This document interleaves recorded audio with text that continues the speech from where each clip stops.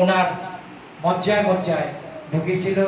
Actually Zubeen গার্গের জন্ম হয়েছিল অধুনা মেঘালয় গারো হিলস তুরাতে 1972 ইংরাজিতে 18 সেপ্টেম্বর। ওনার বাবা ছিলেন একজন আসামের উচ্চপদস্থ কর্মচারী এবং ওনাকে আসামের বিভিন্ন জায়গায় ট্রান্সফার হতে হয় এবং জুবিনকেও ছোটবেলায় বিভিন্ন জায়গায় আসামে পরিভ্রমণ করতে হয়েছে। অ্যাকচুয়ালি জুবিন গার্গের জন্মগত টাইটেল হলো বট ঠাকুর। উনি লৌকিক ব্রাহ্মণ পরিবারে জন্মগ্রহণ করেছিলেন, কিন্তু পরবর্তীকালে ওনার গর্গ টাইটেলটা হয়, গর্গ হচ্ছে গোত্র।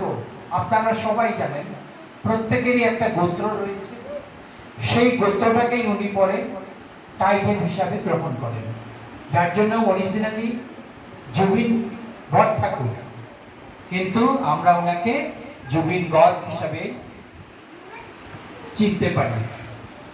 জুবিন গার্গ এমন একজন ব্যক্তি ছিলেন যিনি বলেছিলেন একটা অনুষ্ঠানে যে আমার মৃত্যুর পর আমার দেহটাকে তোমরা এই ব্রহ্মপুত্রের জলে ভাসিয়ে দিও। একজন সচেতন প্রকৃতি প্রেমী না হলে এই কথাটা কার মনের থেকে বের হয় না। এত প্রকৃতি প্রেমী ছিলেন যে আমার দেহটাকে না জ্বালিয়ে তোমরা আমার এই ব্রহ্মপুত্রের জলে ভাসিয়ে দিও, ব্রহ্মপুত্রের জলেই আমার সম্পূর্ণ দেহটা মিশে যায়।